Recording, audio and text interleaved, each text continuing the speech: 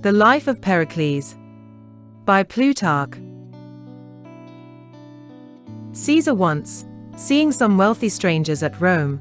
carrying up and down with them in their arms and bosoms young puppy dogs and monkeys, embracing and making much of them,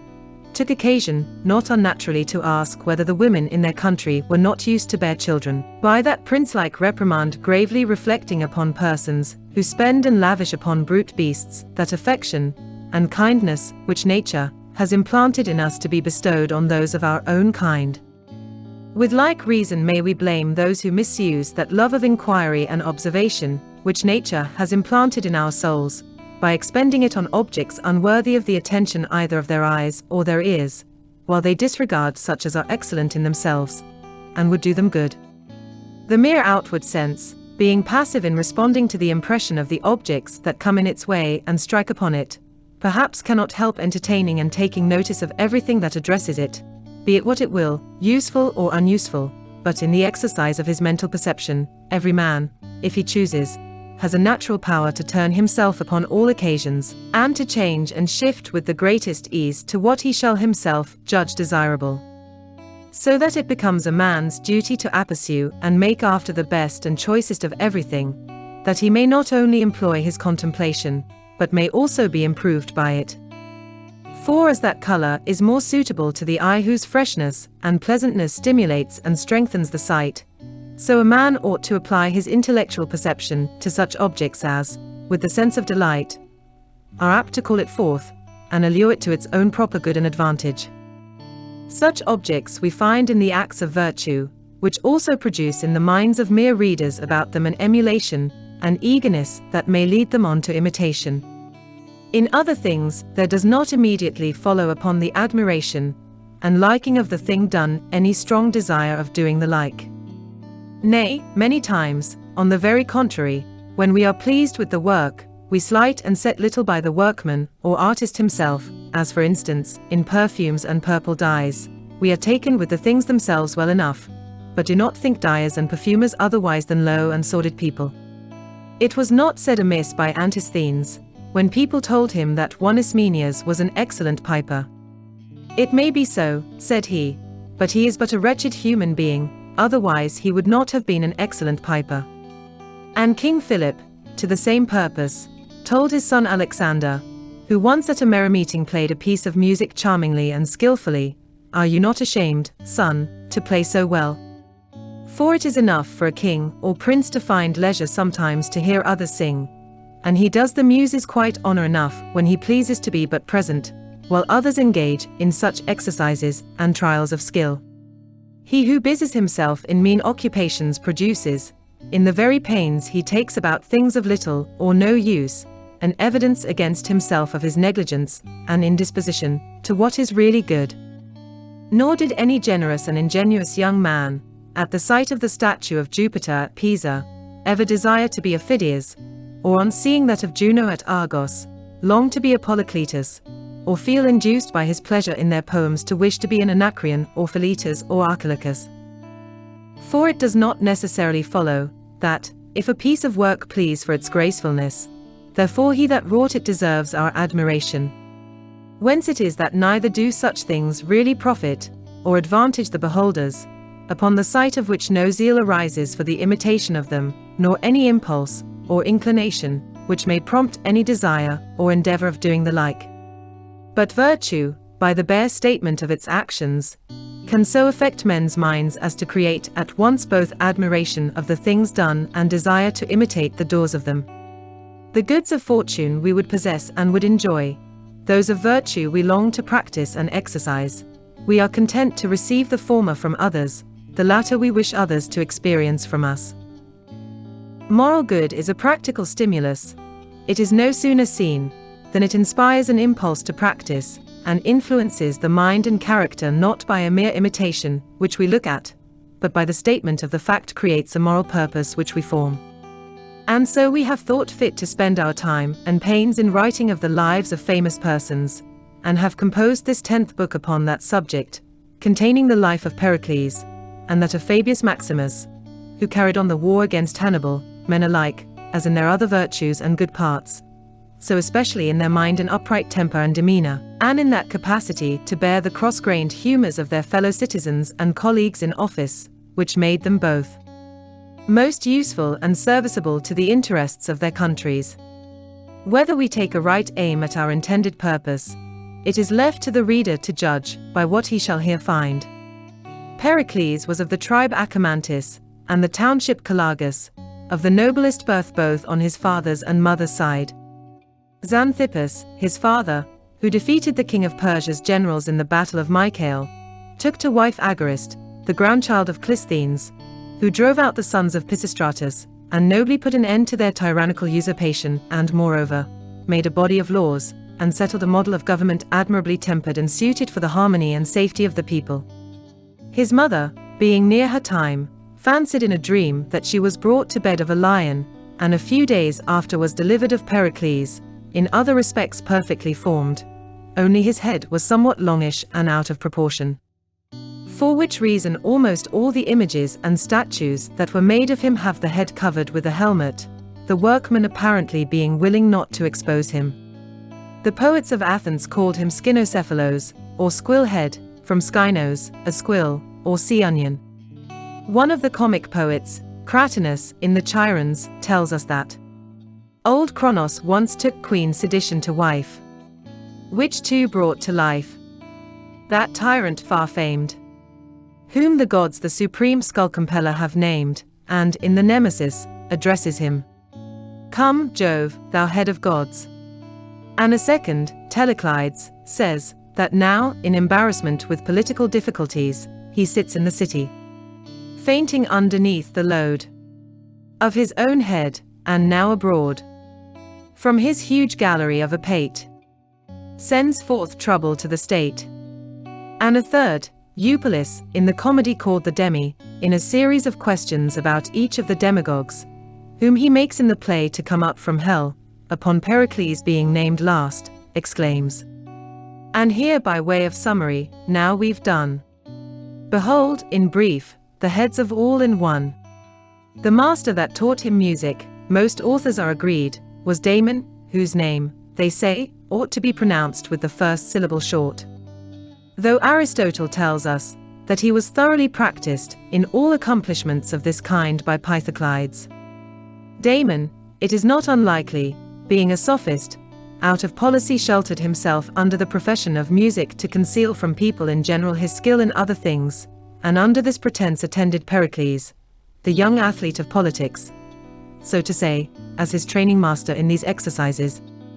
Damon's lyre, however, did not prove altogether a successful blind. He was banished the country by ostracism for 10 years, as a dangerous intermeddler and a favor of arbitrary power, and by this means, gave the stage occasion to play upon him. As, for instance, Plato, the comic poet, introduces a character who questions him. "Tell me, if you please, since you're the Chiron who taught Pericles." Pericles, also, was a hearer of Zeno, the Eleatic, who treated of natural philosophy in the same manner as Parmenides did, but had also perfected himself in an art of his own for refuting and silencing opponents in argument, as Timon of Phlius describes it. Also the two-edged tongue of mighty Zeno, who, say what one would, could argue it untrue. But he that saw most of Pericles, and furnished him most especially with a weight and grandeur of sense, superior to all arts of popularity, and in general gave him his elevation and sublimity of purpose and of character, was Anaxagoras of Clazomenae, whom the men of those times called by the name of nous, that is, mind, or intelligence, whether in admiration of the great and extraordinary gift he had displayed for the science of nature, or because that he was the first of the philosophers who did not refer the first ordering of the world to fortune or chance, nor to necessity or compulsion, but to a pure, unadulterated intelligence, which in all other existing mixed and compound things acts as a principle of discrimination and of combination of like with like. For this man, Pericles entertained an extraordinary esteem and admiration, and filling himself with this lofty, and as they call it, up in the air sort of thought, derived hence not merely, as was natural, elevation of purpose and dignity of language, raised far above the base and dishonest buffooneries of mob eloquence, but, besides this, a composure of countenance, and a serenity and calmness in all his movements, which no occurrence whilst he was speaking could disturb, a sustained and even tone of voice, and various other advantages of a similar kind, which produced the greatest effect on his hearers.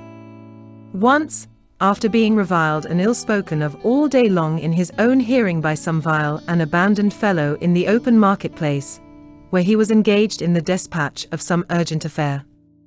he continued his business in perfect silence, and in the evening returned home composedly, the man still dogging him at the heels, and pelting him all the way with abuse and foul language. And stepping into his house, it being by this time dark, he ordered one of his servants to take a light, and to go along with the man and see him safe home. Ion, it is true, the dramatic poet, says that Pericles' manner in company was somewhat over-assuming and pompous, and that into his high bearing there entered a good deal of slightingness, and scorn of others. He reserves his commendation for Simon's ease and pliancy and natural grace in society. Ion, however, who must needs make virtue, like a show of tragedies, include some comic scenes, we shall not altogether rely upon. Zeno used to bid those who called Pericles' gravity the affectation of a charlatan, to go and affect the like themselves, inasmuch as this mere counterfeiting might in time insensibly instill into them a real love and knowledge of those noble qualities. Nor were these the only advantages which Pericles derived from Anaxagoras' acquaintance. He seems also to have become, by his instructions, superior to that superstition with which an ignorant wonder at appearances, for example, in the heavens, possesses the minds of people unacquainted with their causes, eager for the supernatural, and excitable through an inexperience which the knowledge of natural causes removes, replacing wild and timid superstition by the good hope and assurance of an intelligent piety. There is a story that once Pericles had brought to him from a country farm of his a ram's head with one horn, and that Lampon, the diviner, upon seeing the horn grow strong and solid out of the midst of the forehead,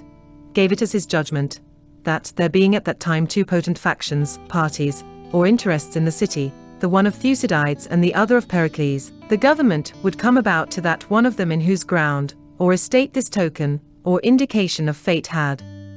shown itself. But that Anaxagoras, cleaving the skull in sunder, showed to the bystanders that the brain had not filled up its natural place, but being oblong, like an egg, had collected from all parts of the vessel which contained it in a point to that place from whence the root of the horn took its rise. And that, for that time, Anaxagoras was much admired for his explanation by those that were present, and Lampon no less a little while after, when Thucydides was overpowered, and the whole affairs of the state and government came into the hands of Pericles.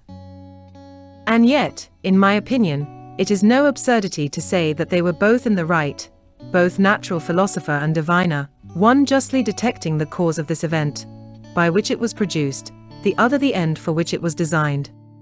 For it was the business of the one to find out, and give an account of what it was made, and in what manner, and by what means it grew as it did, and of the other to foretell to what end and purpose it was so made, and what it might mean or portend. Those who say that to find out the cause of a prodigy is in effect to destroy its supposed signification as such, do not take notice that, at the same time, together with divine prodigies, they also do away with signs and signals of human art and concert, as, for instance, the clashings of quoits, fire beacons, and the shadows of sundials, every one of which has its cause, and by that cause and contrivance is a sign of something else. But these are subjects, perhaps, that would better befit another place. Pericles, while yet but a young man, stood in considerable apprehension of the people, as he was thought in face and figure to be very like the tyrant Pisistratus, and those of great age remarked upon the sweetness of his voice, and his volubility and rapidity in speaking, and were struck with amazement at the resemblance. Reflecting, too, that he had a considerable estate, and was descended of a noble family, and had friends of great influence, he was fearful all this might bring him to be banished as a dangerous person, and for this reason meddled not at all with state affairs, but in military service showed himself of a brave and intrepid nature. But when Aristides was now dead, and Themistocles driven out, and Simon was for the most part kept abroad by the expeditions he made in parts out of Greece. Pericles, seeing things in this posture, now advanced and took his side, not with the rich and few, but with the many and poor, contrary to his natural bent, which was far from democratical, but most likely fearing he might fall under suspicion of aiming at arbitrary power, and seeing Simon on the side of the aristocracy, and much beloved by the better and more distinguished people, he joined the party of the people, with a view at once both to secure himself and procure means against Simon. He immediately entered, also, on quite a new course of life and management of his time. For he was never seen to walk in any street, but that which led to the marketplace and council hall, and he avoided invitations of friends to supper, and all friendly visiting and intercourse whatever. In all the time he had to do with the public, which was not a little, he was never known to have gone to any of his friends to a supper, except that once when his near kinsman Eurypylemus married, he remained present till the ceremony of the drink offering, and then immediately rose from table, and went his way. For these friendly meetings are very quick to defeat any assumed superiority, and in intimate familiarity an exterior of gravity is hard to maintain. Real excellence, indeed, is most recognized when most openly looked into, and in really good men, nothing which meets the eyes of external observers so truly deserves their admiration, as their daily common life does that of their nearer friends. Pericles, however, to avoid any feeling of commonness, or any satiety on the part of the people, presented himself at intervals only, not speaking to every business, nor at all times coming into the assembly, but as Critolaus says, reserving himself, like the Salaminian galley, for great occasions, while matters of lesser importance were dispatched by friends or other speakers under his direction. And of this number we are told Ephialtes made one, who broke the power of the Council of Eriopagus, giving the people, according to Plato's expression, so copious and so strong a draught of liberty, that growing wild and unruly, like an unmanageable horse, it, as the comic poets say, got beyond all keeping in, champing at Euboea, and among the islands leaping in. The style of speaking most consonant to his form of life and the dignity of his views he found, so to say, in the tones of that instrument with which Anaxagoras had furnished him. Of his teaching he continually availed himself, and deepened the colors of rhetoric with the dye of natural science. For having, in addition to his great natural genius, attained, by the study of nature, to use the words of the divine Plato, this height of intelligence, and this universal consummating power, and drawing hence whatever might be of advantage to him in the art of speaking, he showed himself far superior to all others. Upon which account, they say, he had his nickname given him,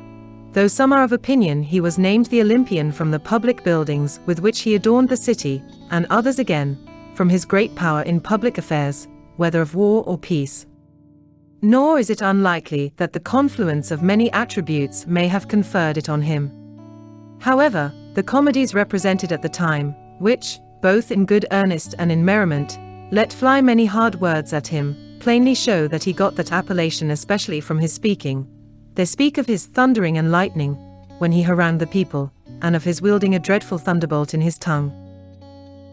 A saying also of Thucydides, the son of Milesius, stands on record, spoken by him by way of pleasantry upon Pericles' dexterity. Thucydides was one of the noble and distinguished citizens, and had been his greatest opponent, and when Archidamus, the king of the Lacedaemonians, asked him whether he or Pericles were the better wrestler, he made this answer: "When I," said he, "have thrown him and given him a fair fall, by persisting that he had no fall, he gets the better of me, and makes the bystanders, in spite of their own eyes, believe him."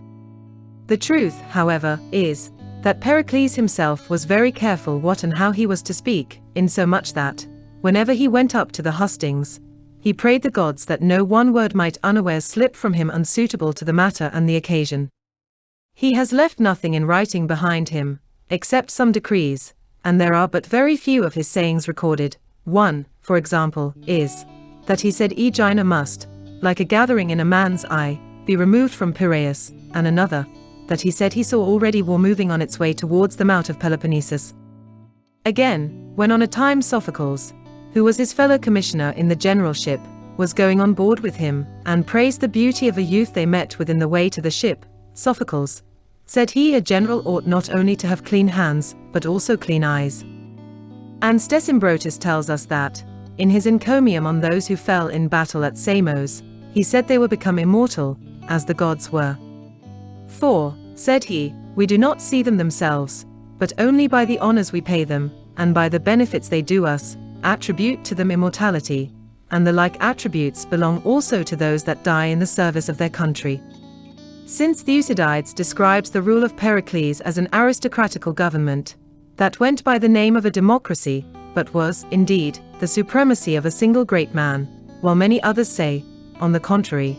that by him the common people were first encouraged and led on to such evils as appropriations of subject territory, allowances for attending theatres, payments for performing public duties, and by these bad habits were, under the influence of his public measures, changed from a sober, thrifty people, that maintained themselves by their own labours, to lovers of expense, intemperance, and license. Let us examine the cause of this change by the actual matters of fact. At the first, as has been said, when he set himself against Simon's great authority, he did caress the people. Finding himself come short of his competitor in wealth and money, by which advantages the other was enabled to take care of the poor, inviting every day some one or other of the citizens that was in want to supper, and bestowing clothes on the aged people, and breaking down the hedges and enclosures of his grounds, that all that would might freely gather what fruit they pleased, Pericles, thus outdone in popular arts, by the advice of one Damonides of Oea, as Aristotle states, turned to the distribution of the public moneys, and in a short time having bought the people over, what with monies allowed for shows and for service on juries, and what with other forms of pay and largesse, he made use of them against the Council of Eriopagus, of which he himself was no member, as having never been appointed by lot, either chief archon, or lawgiver, or king, or captain. For from of old these offices were conferred on persons by lot, and they who had acquitted themselves duly in the discharge of them were advanced to the court of Eriopagus. And so Pericles, having secured his power in interest with the populace, directed the exertions of his party against this council with such success, that most of these causes and matters which had been used to be tried there were, by the agency of Ephialtes, removed from its cognizance. Simon, also, was banished by ostracism as a favor of the Lacedaemonians and a hater of the people. Though in wealth and noble birth he was among the first, and had won several most glorious victories over the barbarians, and had filled the city with money and spoils of war, as is recorded in the history of his life. So vast an authority had Pericles obtained among the people. The ostracism was limited by law to 10 years, but the Lacedaemonians, in the meantime, entering with a great army into the territory of Tanagra, and the Athenians going out against them, Simon, coming from his banishment before his time was out, put himself in arms and array with those of his fellow citizens that were of his own tribe, and desired by his deeds to wipe off the suspicion of his favoring the Lacedaemonians, by venturing his own person along with his countrymen. But Pericles' friends, gathering in a body, forced him to retire as a banished man. For which cause also Pericles seems to have exerted himself more in that than in any battle, and to have been conspicuous above all for his exposure of himself to danger. All Simon's friends, also, to a man, fell together side by side, whom Pericles had accused with him of taking part with the Lacedaemonians. Defeated in this battle on their own frontiers, and expecting a new and perilous attack, with return of spring, the Athenians now felt regret and sorrow for the loss of Simon, and repentance for their expulsion of him. Pericles, being sensible of their feelings, did not hesitate or delay to gratify it, and himself made the motion for recalling him home. He, upon his return, concluded a peace betwixt the two cities, for the Lacedaemonians entertained as kindly feelings towards him as they did the reverse towards Pericles and the other popular leaders. Yet some there are who say that Pericles did not propose the order for Simon's return till some private articles of agreement had been made between them, and this by means of Elpis, Simon's sister, that Simon, namely, should go out to sea with a fleet of 200 ships, and be commander-in-chief abroad, with a design to reduce the king of Persia's territories, and that Pericles, should have the power at home. This Elpennis, it was thought, had before this time procured some favor for her brother Simon at Pericles' hands, and induced him to be more remiss and gentle in urging the charge when Simon was tried for his life. For Pericles was one of the committee appointed by the commons to plead against him. And when Elpennis came and besought him in her brother's behalf, he answered, with a smile, "O Elpennis, you are too old a woman to undertake such business as this." But, when he appeared to impeach him, he stood up, but once to speak, merely to acquit himself of his commission, and went out of court, having done Simon the least prejudice of any of his accusers. How, then, can one believe Idomenius, who charges Pericles as if he had by treachery procured the murder of Ephialtes, the popular statesman, one who was his friend, and of his own party in all his political course, out of jealousy, forsooth, and envy of his great reputation? This historian, it seems, having raked up these stories, I know not whence, has befouled with them a man who, perchance, was not altogether free from fault or blame, but yet had a noble spirit, and a soul that was bent on honor. And where such qualities are, there can no such cruel and brutal passion find harbor or gain admittance. As to Ephialtes, the truth of the story, as Aristotle has told it, is this: that having made himself formidable to the oligarchical party, by being an uncompromising asserter of the people's rights in calling to account and prosecuting those who anyway wronged them, his enemies, lying in wait for him, by the means of Aristodicus the Tanagrian, privately dispatched him. Simon, while he was admiral, ended his days in the Isle of Cyprus. And the aristocratical party, seeing that Pericles was already before this grown to be the greatest and foremost man of all the city, but nevertheless wishing there should be somebody set up against him, to blunt and turn the edge of his power, that it might not altogether prove a monarchy, put forward Thucydides of Alcmaeonid, a discreet person, and a near kinsman of Simon's, to conduct the opposition against him, who, indeed, though less skilled in warlike affairs than Simon was, yet was better versed in speaking and political business, and keeping close guard in the city,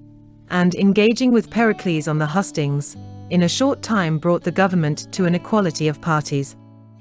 For he would not suffer those who were called the honest and good, persons of worth and distinction, to be scattered up and down and mix themselves, and be lost among the populace, as formerly, diminishing and obscuring their superiority amongst the masses,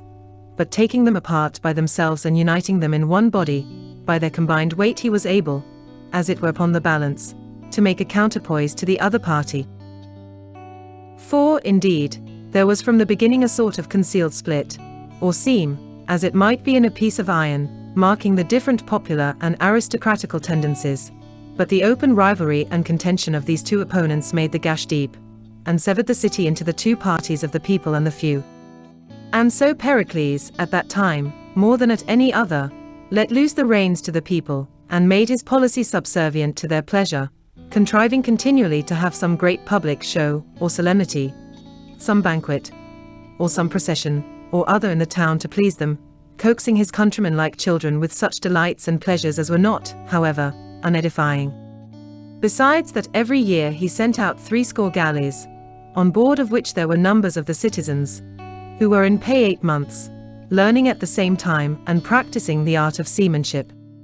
He sent, moreover, 1,000 of them into the Chersonese as planters, to share the land among them by lot, and 500 more into the Isle of Naxos, and half that number to Andros, 1,000 into Thrace to dwell among the Bisalti, and others into Italy, when the city Sybaris, which now was called Thurii, was to be repeopled. And this he did to ease and discharge the city of an idle, and by reason of their idleness, a busy meddling crowd of people, and at the same time to meet the necessities and restore the fortunes of the poor townsmen, and to intimidate, also, and check their allies from attempting any change, by posting such garrisons, as it were, in the midst of them.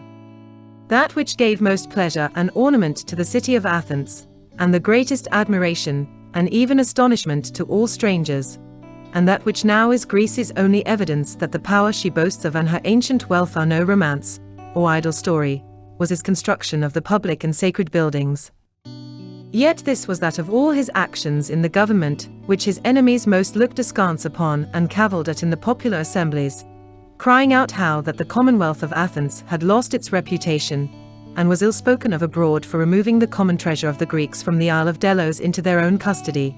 and how that their fairest excuse for so doing, namely, that they took it away for fear the barbarians should seize it, and on purpose to secure it in a safe place. This Pericles had made unavailable, and how that Greece cannot but resent it as an insufferable affront, and consider herself to be tyrannized over openly, when she sees the treasure, which was contributed by her upon a necessity for the war, wantonly lavished out by us upon our city, to gild her all over, and to adorn and set her forth, as it was some vain woman, hung round with precious stones and figures and temples, which cost a world of money. Pericles, on the other hand, informed the people, that they were in no way obliged to give any account of those moneys to their allies, so long as they maintained their defense, and kept off the barbarians from attacking them, while in the meantime they did not so much as supply one horse or man or ship, but only found money for the service, which money, said he, is not theirs that give it, but theirs that receive it, if so be they perform the conditions upon which they receive it. And that it was good reason, that, now the city was sufficiently provided and stored with all things necessary for the war, they should convert the overplus of its wealth to such undertakings as would hereafter, when completed, give them eternal honor, and for the present, while in process, freely supply all the inhabitants with plenty. With their variety of workmanship and of occasions for service, which summon all arts and trades and require all hands to be employed about them, they do actually put the whole city, in a manner, into state pay, while at the same time she is both beautiful and maintained by herself.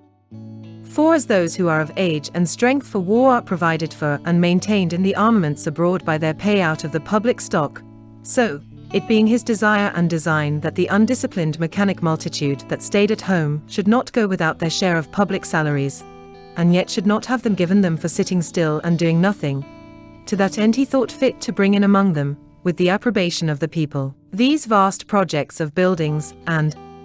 designs of work, that would be of some continuance before they were finished, and would give employment to numerous arts, so that the part of the people that stayed at home might, no less than those that were at sea or in garrisons, or on expeditions, have a fair and just occasion of receiving the benefit, and having their share of the public moneys. The materials were stone, brass, ivory, gold, ebony, cypress wood, and the arts or trades that wrought and fashioned them were smiths and carpenters, moulders, founders and braziers, stone cutters, dyers, goldsmiths, ivory workers, painters, embroiderers, turners, those again that conveyed them to the town for use, merchants and mariners and shipmasters by sea and by land, cartwrights, cattle breeders, wagoners, rope makers, flax workers, shoemakers and leather dressers, road makers, miners, and every trade in the same nature, as a captain in an army has his particular company of soldiers under him, had its own hired company of journeymen and laborers belonging to it banded together as in array, to be as it were the instrument and body for the performance of the service. Thus, to say all in a word, the occasions and services of these public works distributed plenty through every age and condition. As then grew the works up, no less stately in size than exquisite in form, the workmen striving to outvie the material and the design with the beauty of their workmanship, yet the most wonderful thing of all was the rapidity of their execution. Undertakings, any one of which singly might have required, they thought, for their completion, several successions and ages of men, were every one of them accomplished in the height and prime of one man's political service.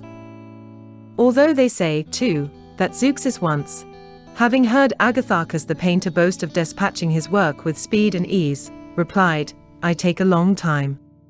For ease and speed in doing a thing do not give the work lasting solidity, or exactness of beauty. The expenditure of time allowed to a man's pains beforehand for the production of a thing is repaid by way of interest with a vital force for the preservation, when once produced. For which reason Pericles' works are especially admired, as having been made quickly, to last long. For every particular piece of his work was immediately, even at that time, for its beauty and elegance, antique, and yet in its vigor and freshness looks to this day as if it were just executed. There is a sort of bloom of newness upon those works of his, preserving them from the touch of time, as if they had some perennial spirit, and undying vitality mingled in the composition of them. Phidias had the oversight of all the works, and was surveyor general, though upon the various portions other great masters and workmen were employed. For Callicrates and Ictinus built the Parthenon. The chapel at Eleusis, where the mysteries were celebrated, was begun by Coroebus, who erected the pillars that stand upon the floor or pavement, and joined them to the architraves. And after his death Metagenes of Zypete added the frieze and the upper line of columns. Xenocles of Calagus roofed, or arched the lantern on top of the temple of Castor and Pollux, and the long wall, which Socrates says he himself heard Pericles propose to the people, was undertaken by Callicrates. This work Cratinus ridicules, as long in finishing. 'Tis long since Pericles, if words would do it, talked up the wall, yet adds not one mite to it.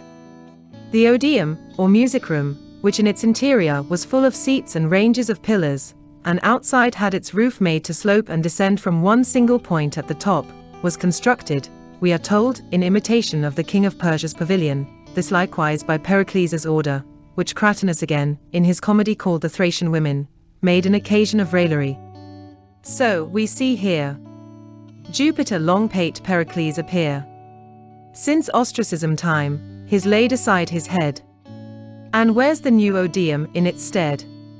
Pericles, also eager for distinction, then first obtained the decree for a contest in musical skill to be held yearly at the Panathenea, and he himself, being chosen judge, arranged the order and method in which the competitors should sing and play on the flute and on the harp. And both at that time, and at other times also, they sat in this music room to see and hear all such trials of skill. The Propylaea, or entrances to the Acropolis, were finished in 5 years' time, Mesocles being the principal architect. A strange accident happened in the course of building, which showed that the goddess was not averse to the work, but was aiding and cooperating to bring it to perfection. One of the artificers, the quickest and the handiest workman among them all, with a slip of his foot fell down from a great height, and lay in a miserable condition, the physicians having no hope of his recovery.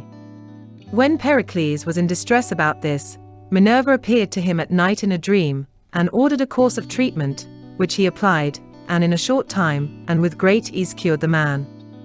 And upon this occasion it was that he set up a brass statue of Minerva, surnamed Health, in the citadel near the altar, which they say was there before. But it was Phidias who wrought the goddess's image in gold, and he has his name inscribed on the pedestal as the workman of it, and indeed the whole work in a manner was under his charge, and he had, as we have said already, the oversight over all the artists and workmen, through Pericles' friendship for him, and this, indeed, made him much envied, and his patron shamefully slandered with stories, as if Phidias were in the habit of receiving, for Pericles' use, freeborn women that came to see the works. The comic writers of the town, when they had got hold of this story, made much of it, and bespattered him with all the ribaldry they could invent, charging him falsely with the wife of Menippus, one who was his friend and served as lieutenant under him in the wars,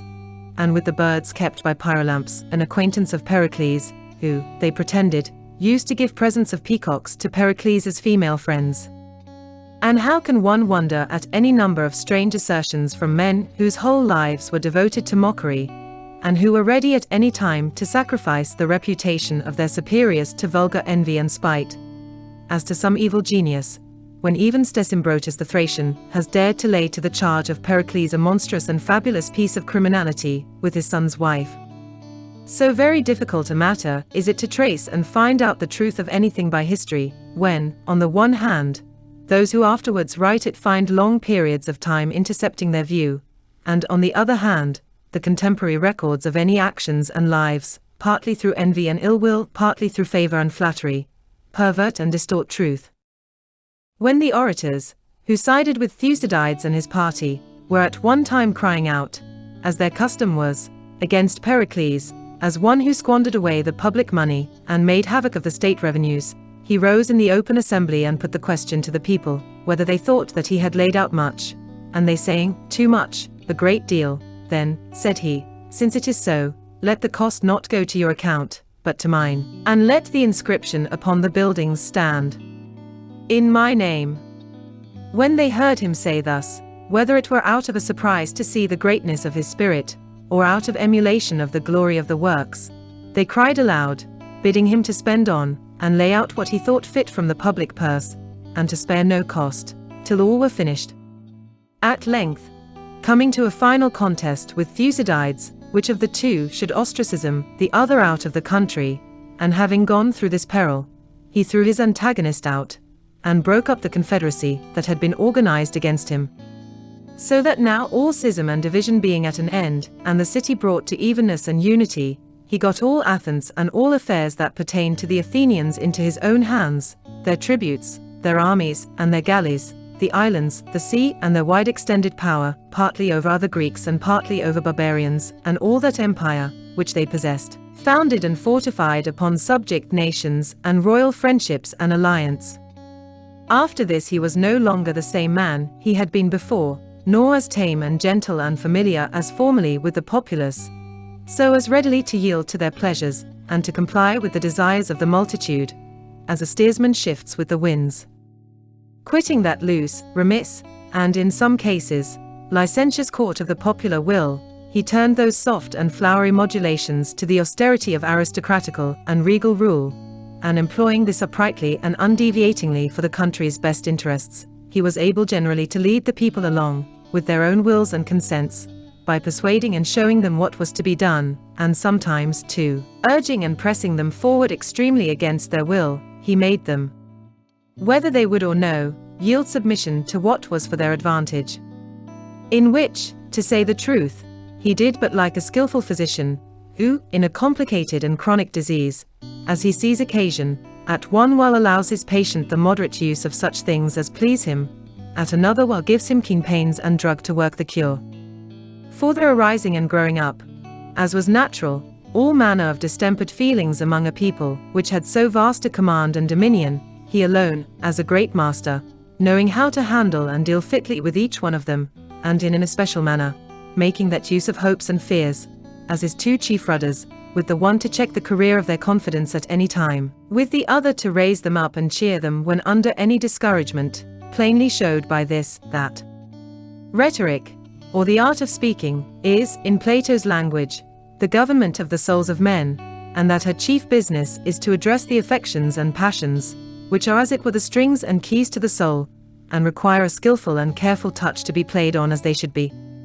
The source of this predominance was not barely his power of language, but, as Thucydides assures us, the reputation of his life, and the confidence felt in his character, his manifest freedom from every kind of corruption, and superiority to all considerations of money. Notwithstanding he had made the city of Athens, which was great of itself, as great and rich as can be imagined, and though he were himself in power and interest more than equal to many kings and absolute rulers, who some of them also bequeathed by will their power to their children, he, for his part, did not make the patrimony his father left him greater than it was by 1 drachma. Thucydides, indeed, gives a plain statement of the greatness of his power, and the comic poets, in their spiteful manner, more than hint at it, styling his companions and friends the new Pisistratidæ, and calling on him to abjure any intention of usurpation, as one whose eminence was too great to be any longer proportionable to and compatible with a democracy or popular government. And Pericles says the Athenians had surrendered up to him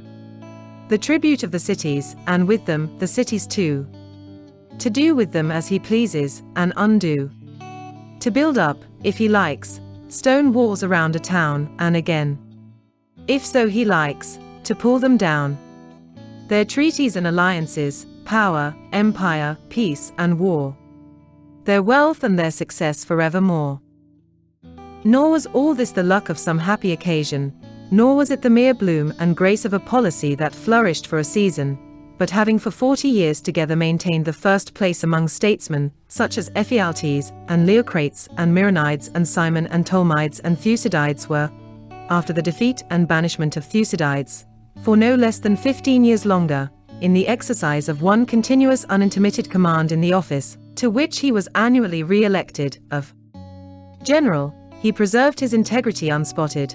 though otherwise he was not altogether idle or careless in looking after his pecuniary advantage. His paternal estate, which of right belonged to him, he so ordered that it might neither through negligence he wasted or lessened, nor yet, being so full of business as he was, cost him any great trouble or time with taking care of it. and put it into such a way of management as he thought to be the most easy for himself and the most exact.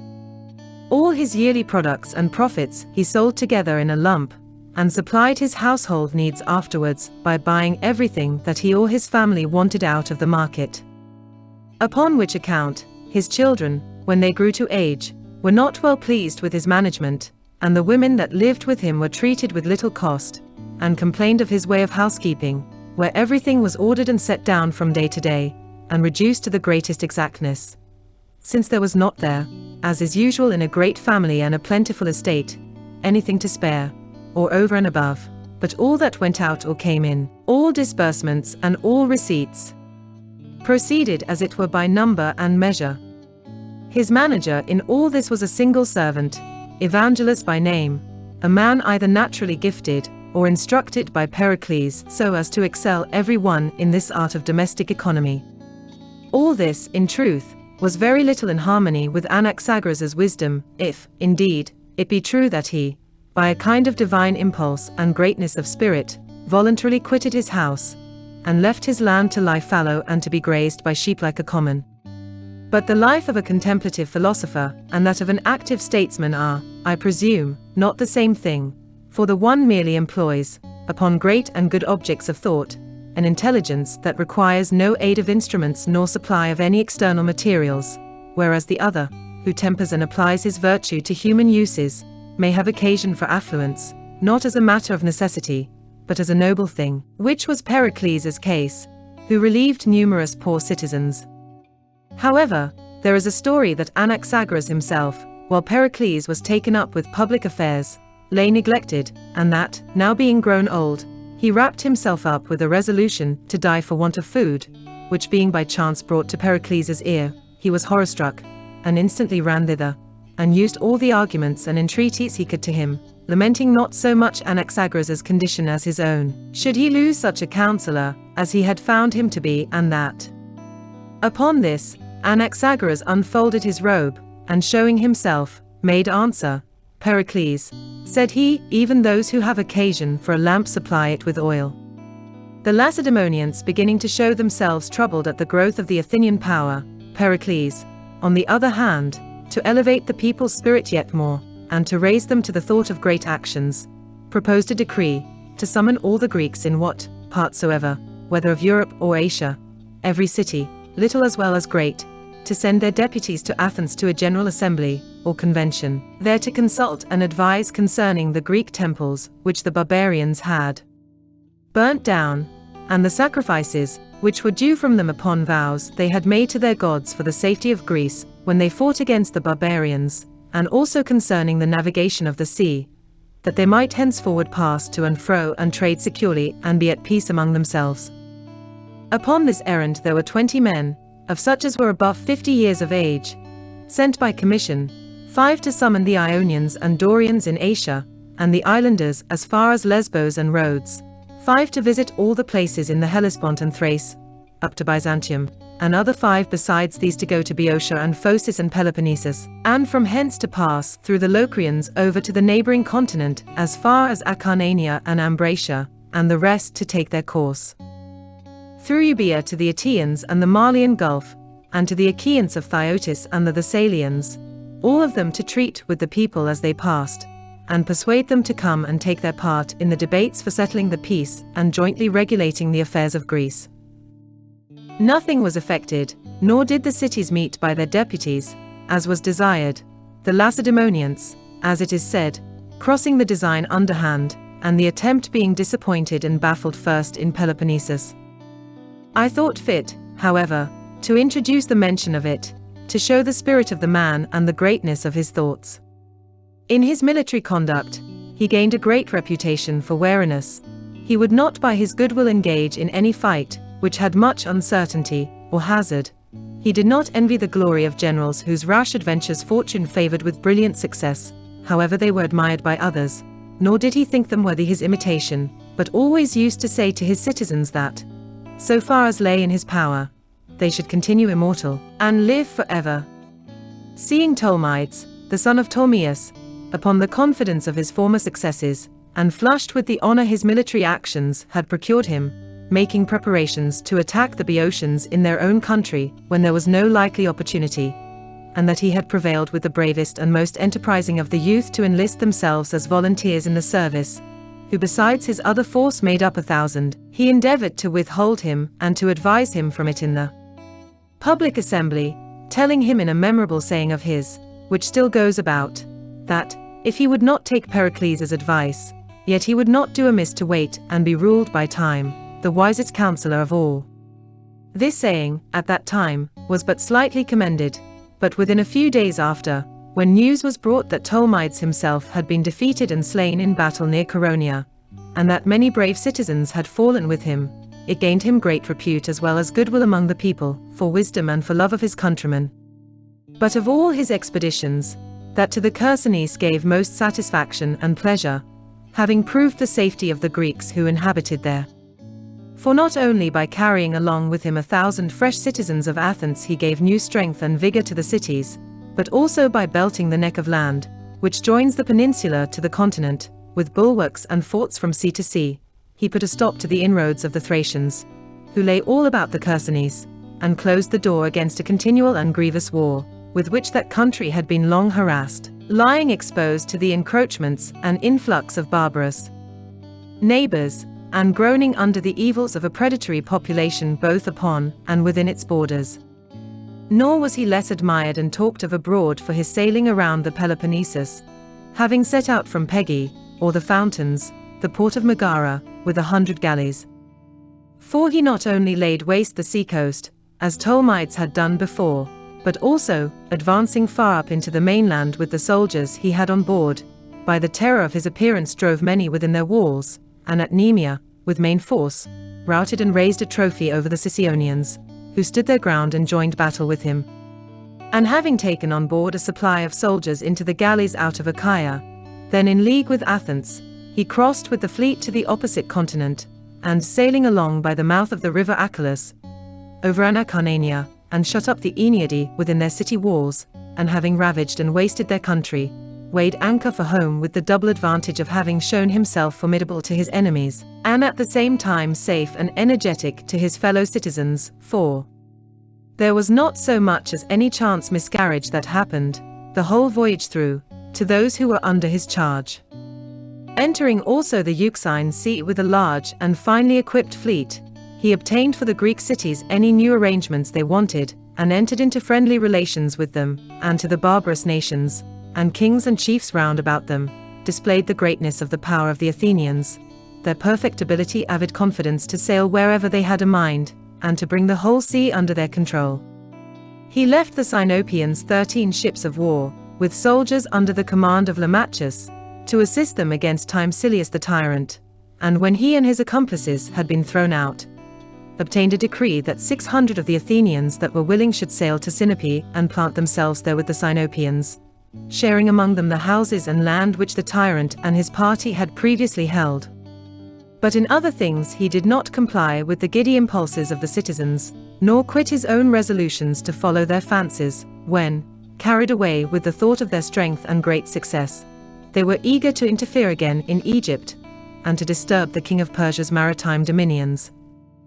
Nay, there were a good many who were, even then, possessed with that unblessed and inauspicious passion for Sicily, which afterward the orators of Alcibiades' party blew up into a flame.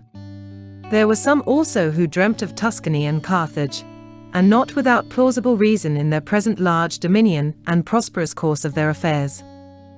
But Pericles curbed this passion for foreign conquest, and unsparingly pruned and cut down their ever-busy fancies for a multitude of undertakings, and directed their power for the most part to securing and consolidating what they had already got,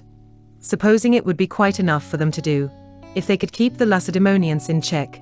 to whom he entertained all along a sense of opposition, which, as upon many other occasions, so he particularly showed by what he did in the time of the Holy War. The Lacedaemonians, having gone with an army to Delphi, restored Apollo's temple, which the Phocians had got into their possession, to the Delphians. Immediately after their departure, Pericles, with another army, came and restored the Phocians. And the Lacedaemonians, having engraven the record of their privilege of consulting the oracle before others, which the Delphians gave them, upon the forehead of the brazen wolf which stands there, he, also, having received from the Phocians the like privilege for the Athenians, had it cut upon the same wolf of brass on his right side. That he did well and wisely in thus restraining the exertions of the Athenians within the compass of Greece. The events themselves that happened afterward bore sufficient witness. For, in the first place, the Euboeans revolted, against whom he passed over with forces, and then, immediately after, news came that the Megarians were turned their enemies, and a hostile army was upon the borders of Attica, under the conduct of Plistoanax, king of the Lacedaemonians.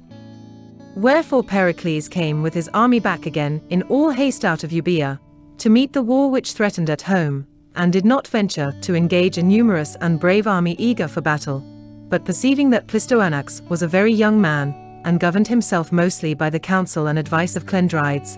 whom the Ephors had sent with him, by reason of his youth, to be a kind of guardian and assistant to him, he privately made trial of this man's integrity, and in a short time, having corrupted him with money, prevailed with him to withdraw the Peloponnesians out of Attica. When the army had retired and dispersed into their several states, the Lacedaemonians in anger fined their king in so large a sum of money, that, unable to pay it, he quitted Lacedaemon, while Clendrides fled, and had sentence of death passed upon him in his absence. This was the father of Gylippus, who overpowered the Athenians in Sicily. And it seems that this covetousness was an hereditary disease transmitted from father to son, for Gylippus also afterwards was caught in foul practices, and expelled from Sparta for it. But this we have told at large in the account of Lysander. When Pericles, in giving up his accounts of this expedition, stated a disbursement of 10 talents, as laid out upon fit occasion, the people, without any question, nor troubling themselves to investigate the mystery, freely allowed of it. And some historians, in which number is Theophrastus the philosopher, have given it as a truth that Pericles every year used to send privately the sum of 10 talents to Sparta, with which he complimented those in office, to keep off the war, not to purchase peace neither, but time, that he might prepare at leisure, and be the better able to carry on war hereafter.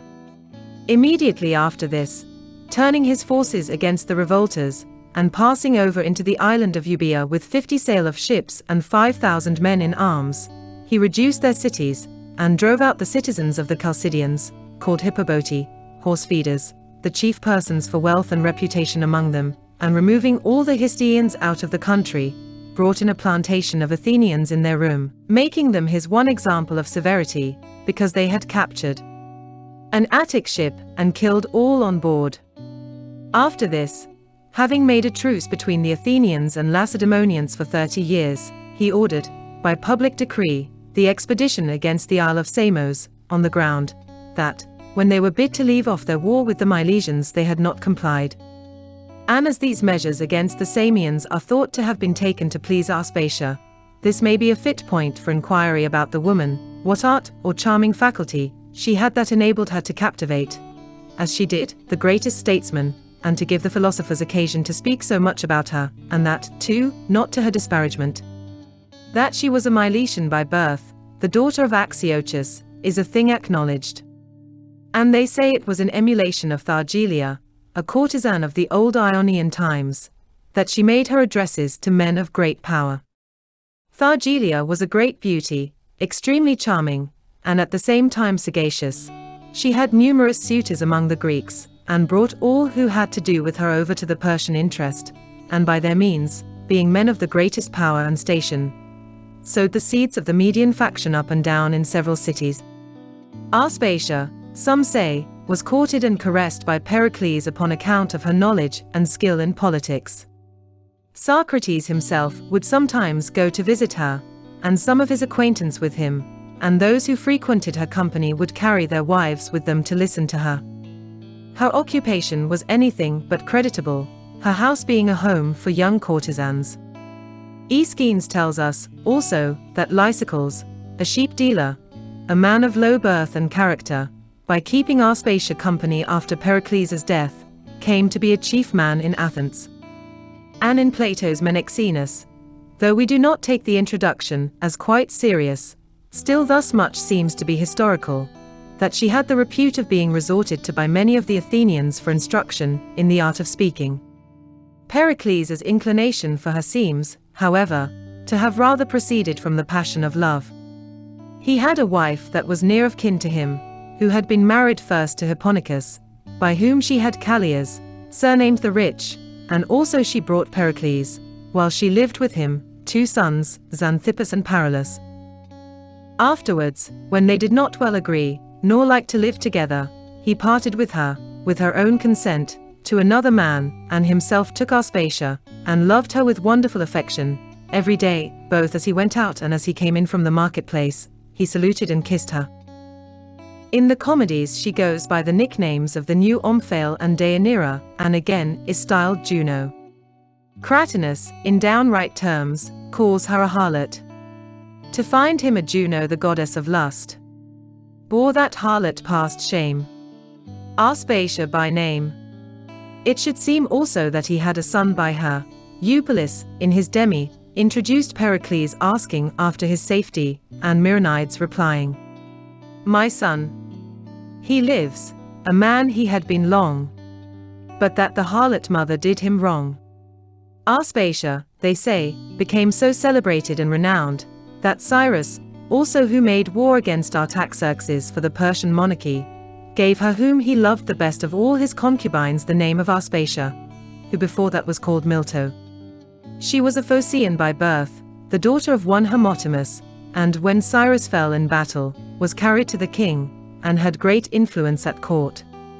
These things coming into my memory as I am writing this story, it would be unnatural for me to omit them. Pericles, however, was particularly charged with having proposed to the assembly the war against the Samians, from favor to the Milesians, upon the entreaty of Aspasia. For the 2 states were at war for the possession of Priene, and the Samians, getting the better, refused to lay down their arms and to have the controversy betwixt them decided by arbitration, before the Athenians.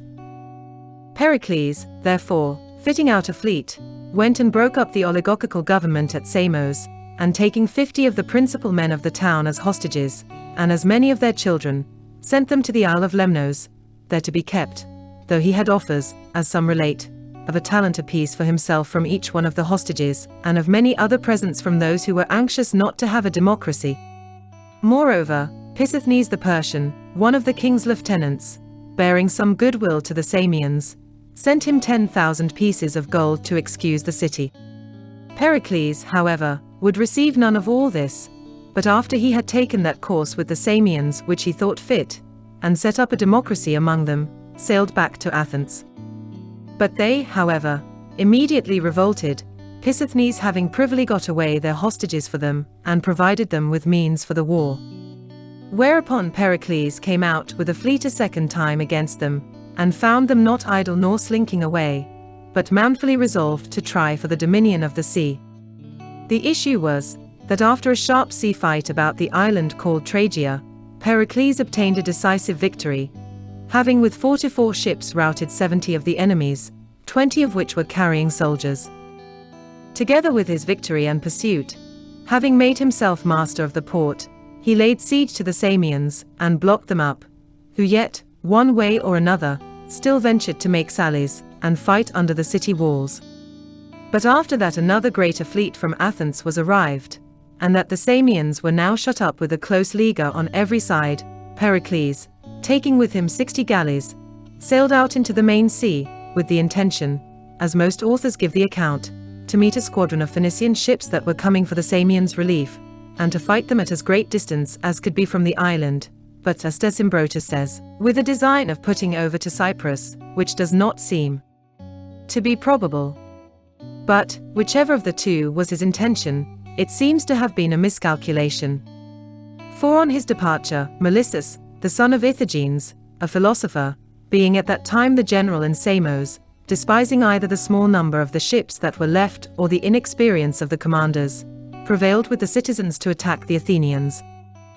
And the Samians having won the battle, and taken several of the men prisoners, and disabled several of the ships, were masters of the sea, and brought into port all necessaries they wanted for the war, which they had not before.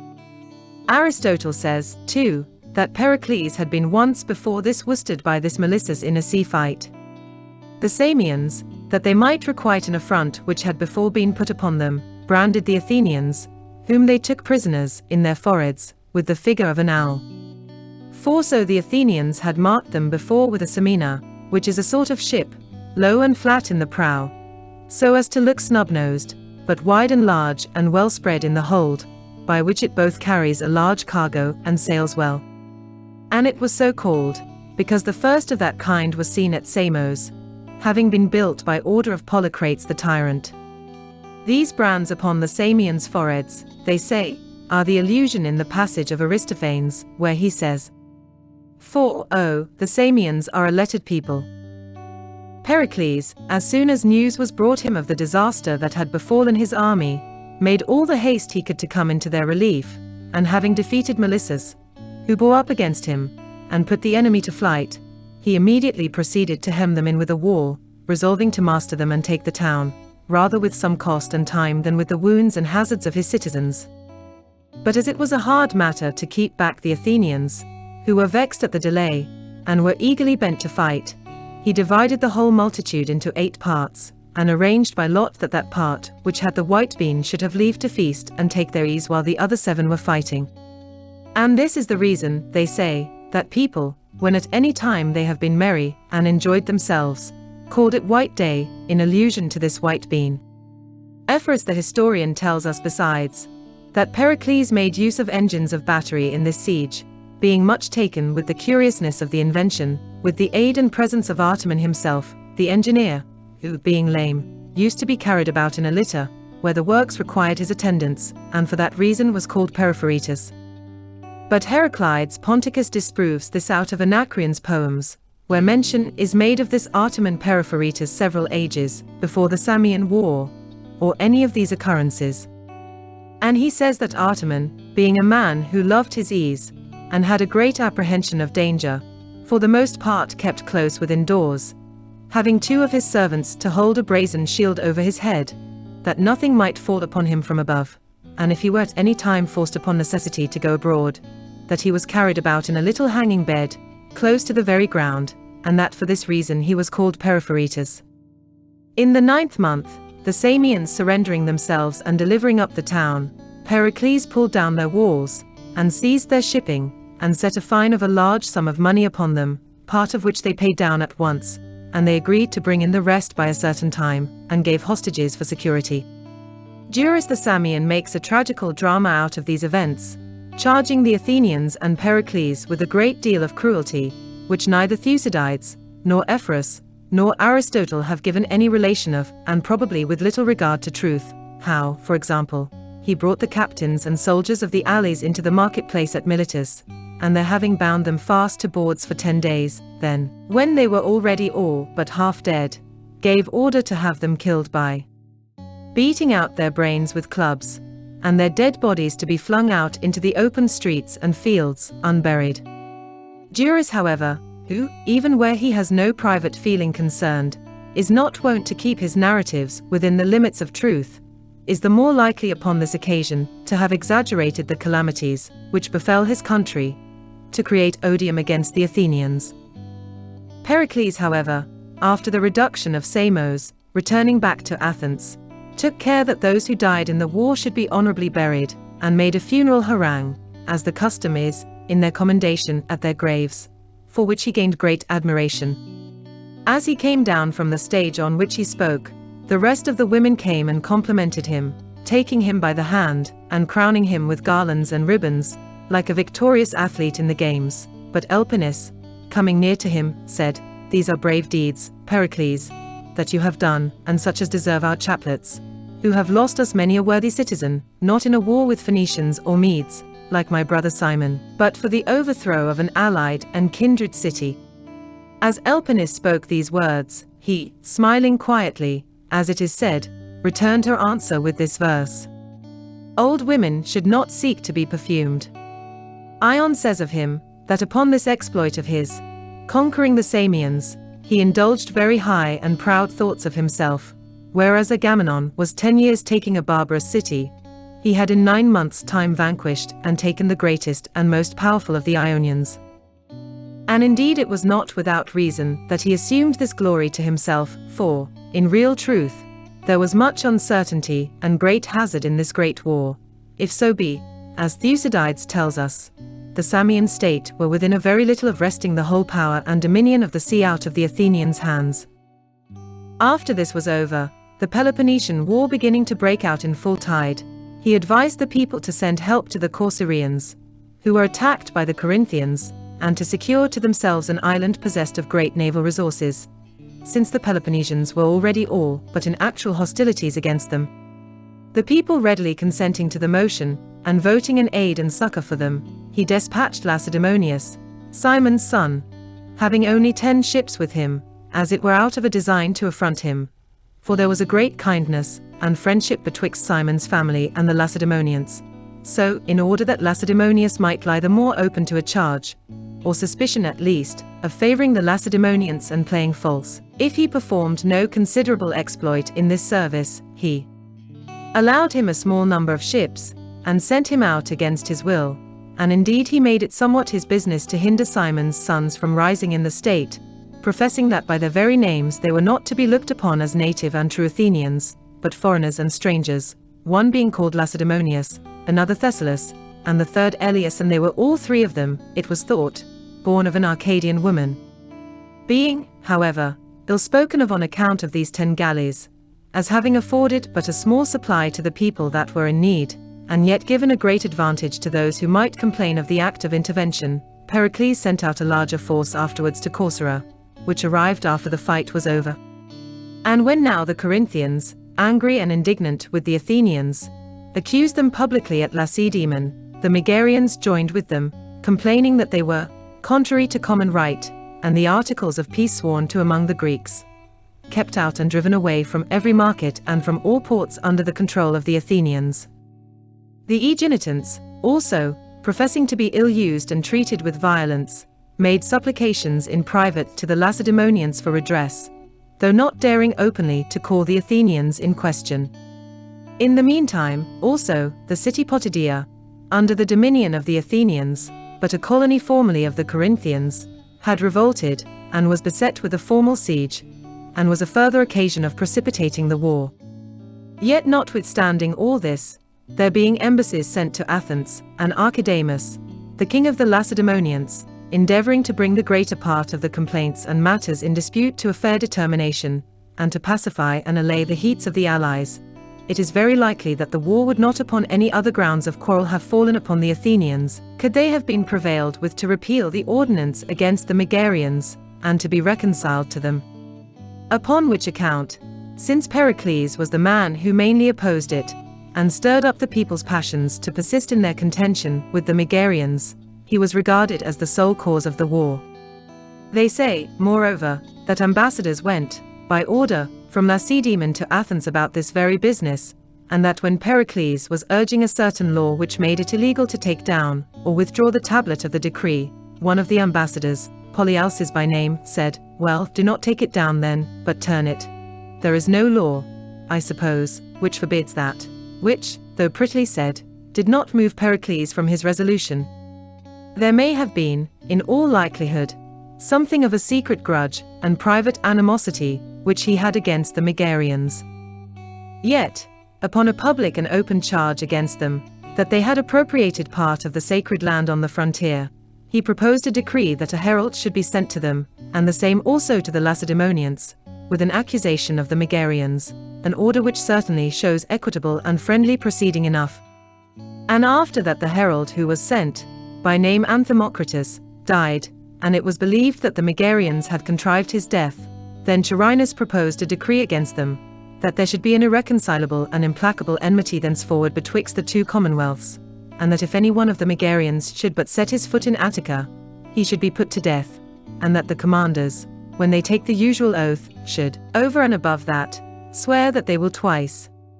every year make an inroad into the Megarian country, and that Anthimocritus should be buried near the Thracian gates, which are now called the Dipylon, or Double Gate. On the other hand, the Megarians, utterly denying and disowning the murder of Anthimocritus, throw the whole matter upon Aspasia and Pericles, availing themselves of the famous verses in the Acharnians. To Megara some of our madcaps ran, and stole Sametha thence, their courtesan, which exploit the Megarians to outdo. Came to Aspasia's house, and took off too. The true occasion of the quarrel is not so easy to find out. But of inducing the refusal to annul the decree, all alike charge Pericles. Some say he met the request with a positive refusal, out of high spirit and a view of the state's best interest, accounting that the demand made in those embassies was designed for trial of their compliance, and that a concession would be taken for a confession of weakness, as if they durst not do otherwise, while other some there are who say that it was rather out of arrogance and a wilful spirit of contention, to show his own strength, that he took occasion to slight the Lacedaemonians. The worst motive of all, which is confirmed by most witnesses, is to the following effect. Phidias the moulder had, as has before been said, undertaken to make the statue of Minerva. Now he, being admitted to friendship with Pericles, and a great favourite of his, had many enemies upon this account, who envied and maligned him, who also, to make trial in a case of his, what kind of judges the commons would prove, should there be occasion to bring Pericles himself before them, having tampered with Menon, one who had been a workman with Phidias, stationed him in the marketplace, with a petition desiring public security, upon his discovery and impeachment of Phidias. The people admitting the man to tell his story, and the prosecution proceeding in the assembly, there was nothing of theft or cheat proved against him, for Phidias, from the very first beginning, by the advice of Pericles, had so wrought and wrapped the gold that was used in the work about the statue, that they might take it all off, and make out the just weight of it, which Pericles at that time bade the accuser do. But the reputation of his works was what brought envy upon Phidias, especially that where he represents the fight of the Amazons upon the goddess's shield, he had introduced a likeness of himself, as a bald old man holding up a great stone with both hands, and had put in a very fine representation of Pericles fighting with an Amazon. And the position of the hand which holds out the spear in front of the face, was ingeniously contrived to conceal in some degree the likeness, which meantime showed itself on either side. Phidias then was carried away to prison, and there died of a disease, but, as some say, of poison, administered by the enemies of Pericles, to raise a slander, or a suspicion at least, as though he had procured it. The informer Menon, upon Glycon's proposal, the people made free from payment of taxes and customs, and ordered the generals to take care that nobody should do him any hurt. About the same time, Aspasia was indicted of impiety, upon the complaint of Hermippus the comedian, who also laid further to her charge, that she received into her house freeborn women for the uses of Pericles. And Diopithes proposed a decree, that public accusations should be laid against persons who neglected religion, or taught new doctrines about things above, directing suspicion, by means of Anaxagoras, against Pericles himself. The people receiving and admitting these accusations and complaints, at length, by this means, they came to enact a decree, at the motion of Dracontides, that Pericles should bring in the accounts of the monies he had expended, and lodge them with the Prytanes, and that the judges, carrying their suffrage from the altar in the Acropolis, should examine and determine the business in the city. This last clause Hagnon took out of the decree, and moved that the causes should be tried before 1,500 jurors, whether they should be styled prosecutions for robbery, or bribery, or any kind of malversation. Aspasia, Pericles begged off, shedding, as Aeschines says, many tears at the trial, and personally entreating the jurors. But fearing how it might go with Anaxagoras, he sent him out of the city. And finding that in Phidias's case he had miscarried with the people, being afraid of impeachment, he kindled the war, which hitherto had lingered and smothered, and blew it up into a flame, hoping, by that means, to disperse and scatter these complaints and charges, and to allay their jealousy, the city usually throwing herself upon him alone, and trusting to his sole conduct, upon the urgency of great affairs and public dangers, by reason of his authority, and the sway he bore. These are given out to have been the reasons which induced Pericles not to suffer the people of Athens to yield to the proposals of the Lacedaemonians, but their truth is uncertain. The Lacedaemonians, for their part, feeling sure that if they could once remove him, they might be at what terms they pleased with the Athenians, sent them word that they should expel the pollution with which Pericles on the mother's side was tainted, as Thucydides tells us. But the issue proved quite contrary to what those who sent the message expected. Instead of bringing Pericles under suspicion and reproach, they raised him into yet greater credit and esteem with the citizens, as a man whom their enemies most hated and feared.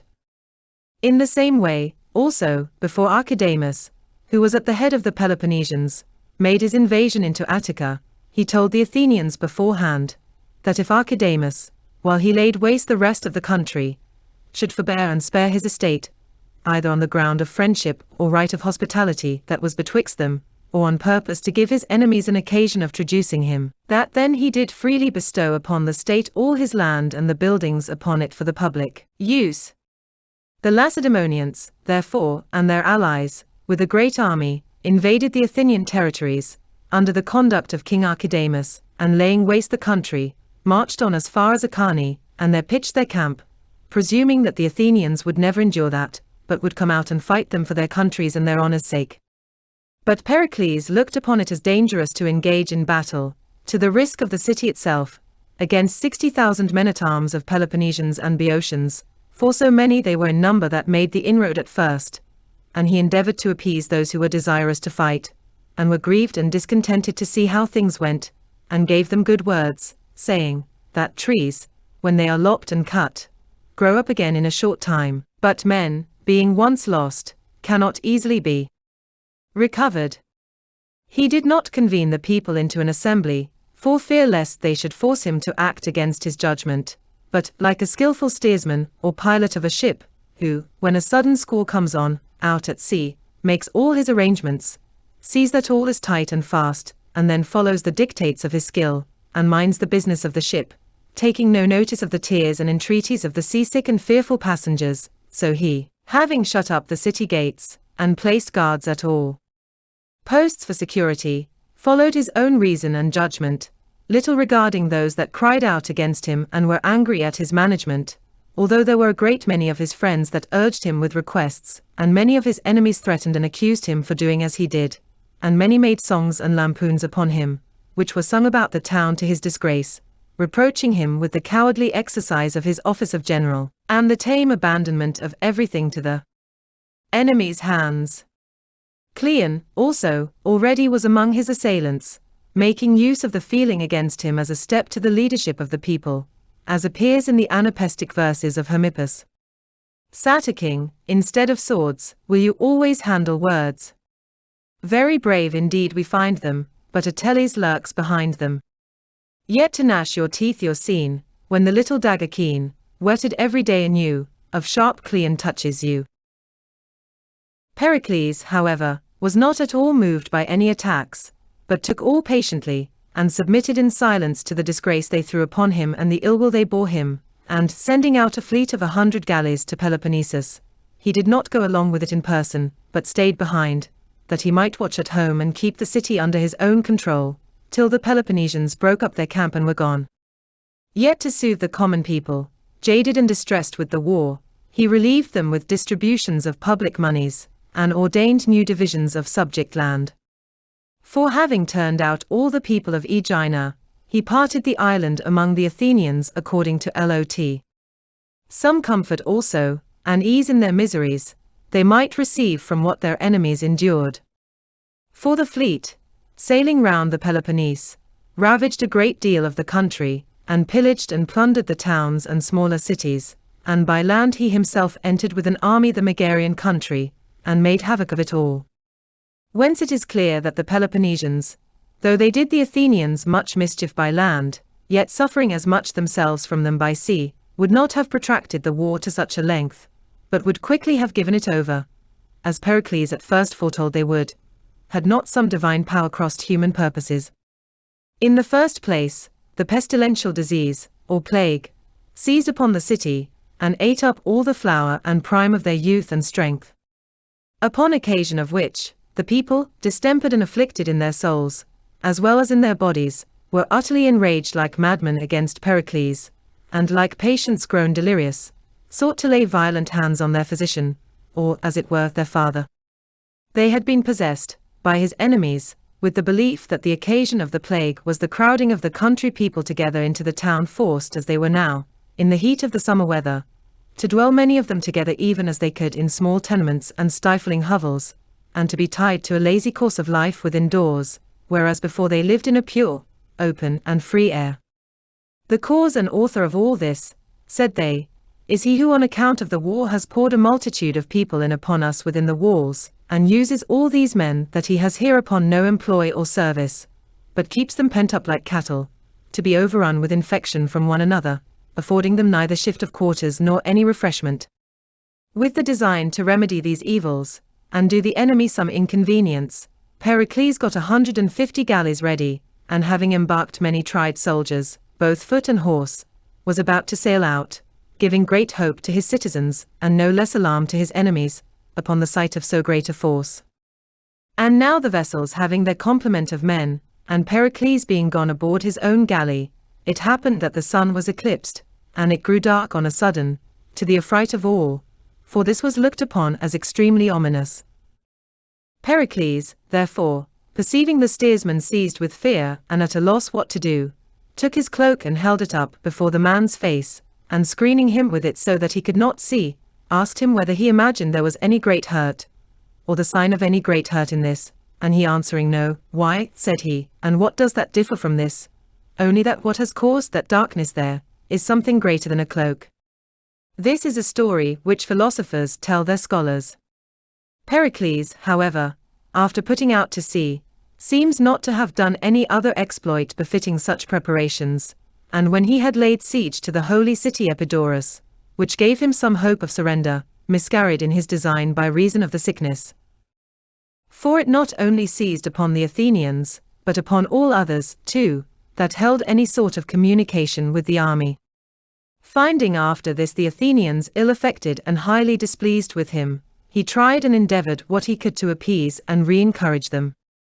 But he could not pacify or allay their anger, nor persuade or prevail with them any way, till they freely passed their votes upon him, resumed their power, took away his command from him, and fined him in a sum of money, which by their account that say least, was 15 talents, while they who reckon most name 50.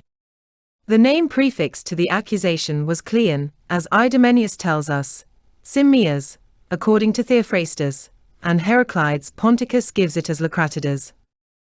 After this, public troubles were soon to leave him unmolested. The people, so to say, discharged their passion in their stroke, and lost their stings in the wound. But his domestic concerns were in an unhappy condition, many of his friends and acquaintance having died in the plague time, and those of his family having long since been in disorder and in a kind of mutiny against him. For the eldest of his lawfully begotten sons, Xanthippus by name, being naturally prodigal, and marrying a young and expensive wife, the daughter of Tisander, son of Epicles, was highly offended at his father's economy in making him but a scanty allowance, by little and little at a time. He sent, therefore, to a friend one day and borrowed some money of him in his father Pericles' name, pretending it was by his order. The man coming afterward to demand the debt, Pericles was so far from yielding to pay it, that he entered an action against him. Upon which the young man, Xanthippus, thought himself so ill-used and disobliged that he openly reviled his father, telling first, by way of ridicule, stories about his conversations at home, and the discourses he had with the sophists and scholars that came to his house. As, for instance, how one who was a practicer of the 5 games of skill,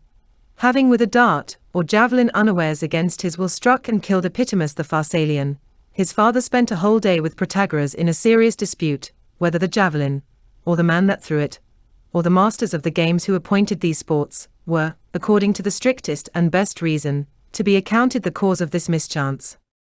Besides this, Stesimbrotus tells us, that it was Xanthippus, who spread abroad among the people the infamous story concerning his own wife, and in general that this difference of the young man's with his father, and the breach betwixt them, continued never to be healed or made up till his death. For Xanthippus died in the plague time of the sickness. At which time Pericles also lost his sister, and the greatest part of his relations and friends, and those who had been most useful and serviceable to him in managing the affairs of state.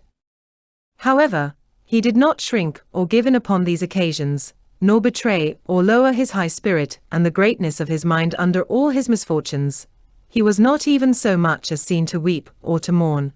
or even attend the burial of any of his friends or relations, till at last he lost his only remaining legitimate son.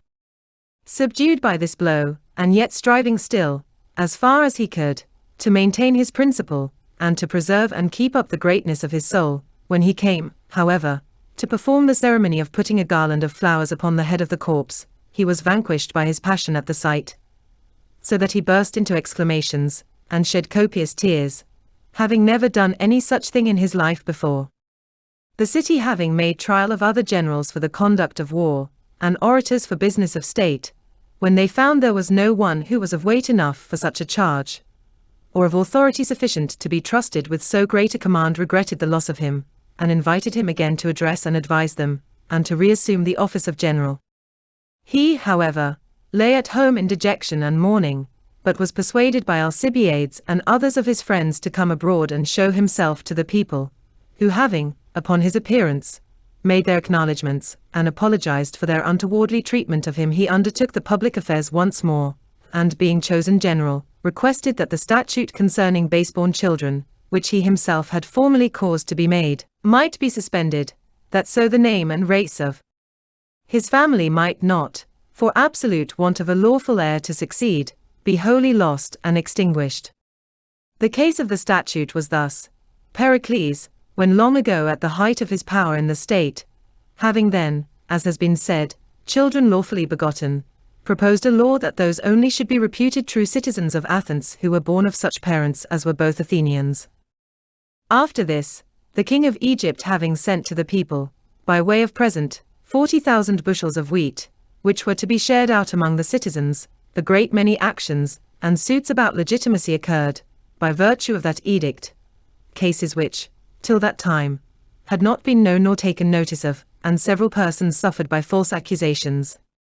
There were little less than 5,000 who were convicted and sold for slaves. Those who, enduring the test, remained in the government and passed muster for true Athenians were found upon the poll to be 14,040 persons in number. It looked strange that a law, which had been carried so far against so many people, should be cancelled again by the same man that made it. Yet the present calamity and distress which Pericles labored under in his family broke through all objections, and prevailed with the Athenians to pity him, as one whose losses and misfortunes had sufficiently punished his former arrogance and haughtiness. His sufferings deserved, they thought, their pity, and even indignation, and his request was such as became a man to ask and men to grant. They gave him permission to enroll his son in the register of his fraternity, giving him his own name. This son afterward, after having defeated the Peloponnesians at Arginusi, was, with his fellow generals, put to death by the people. About the time when his son was enrolled, it should seem the plague seized Pericles, not with sharp and violent fits, as it did others that had it, but with a dull and lingering distemper, attended with various changes and alterations, leisurely, by little and little, wasting the strength of his body, and undermining the noble faculties of his soul. So that Theophrastus, in his Morals, when discussing whether men's characters change with their circumstances, and their moral habits, disturbed by the ailings of their bodies, start aside from the rules of virtue, has left it upon record, that Pericles, when he was sick, showed one of his friends that came to visit him an amulet, or charm that the women had hung about his neck, as much as to say, that he was very sick indeed, when he would admit of such a foolery as that was. When he was now near his end, the best of the citizens and those of his friends who were left alive, sitting about him, were speaking of the greatness of his merit, and his power, and reckoning up his famous actions and the number of his victories, for there were no less than 9 trophies, which, as their chief commander and conqueror of their enemies, he had set up for the honor of the city. They talked thus together among themselves, as though he were unable to understand or mind what they said, but had now lost his consciousness. He had listened, however, all the while, and attended to all, and, speaking out among them, said that he wondered they should commend and take notice of things which were as much owing to fortune as to anything else, and had happened to many other commanders, and at the same time, should not speak or make mention of that which was the most excellent and greatest thing of all. For, said he, no Athenian, through my means, ever wore mourning. He was indeed a character deserving our high admiration, not only for his equitable and mild temper, which all along in the many affairs of his life, and the great animosities which he incurred, he constantly maintained, but also for the high spirit and feeling which made him regard it the noblest of all his honors that, in the exercise of such immense power, he never had gratified his envy or his passion, nor ever had treated any enemy as irreconcilably opposed to him. And to me it appears that this one thing gives that otherwise childish and arrogant title a fitting and becoming significance. So dispassionate a temper, a life so pure and unblemished, in the height of power and place, might well be called Olympian, in accordance with our conceptions of the divine beings, to whom, as the natural authors of all good and of nothing evil, we ascribe the rule and government of the world. Not as the poets represent, who, while confounding us with their ignorant fancies, are themselves confuted by their own poems and fictions, and call the place, indeed, where they say the gods make their abode, a secure and quiet seat, free from all hazards and commotions, untroubled with winds or with clouds, and equally through all time illumined with a soft serenity and a pure light, as though such were a home most agreeable for a blessed and immortal nature, and yet, in the meanwhile, affirm that the gods themselves are full of trouble and enmity and anger and other passions, which no way become or belong to even men that have any understanding. But this will, perhaps, seem a subject fitter for some other consideration, and that ought to be treated of in some other place. The course of public affairs after his death produced a quick and speedy sense of the loss of Pericles. Those who, while he lived, resented his great authority, as that which eclipsed themselves, presently after his quitting the stage, making trial of other orators and demagogues, readily acknowledged that there never had been in nature such a disposition as his was, more moderate and reasonable in the height of that state he took upon him, or more grave and impressive in the mildness which he used. And that invidious arbitrary power, to which formerly they gave the name of monarchy and tyranny, did then appear to have been the chief bulwark of public safety. So great a corruption, and such a flood of mischief and vice followed, which he, by keeping weak and low, had withheld from notice, and had prevented from attaining incurable height through a licentious impunity.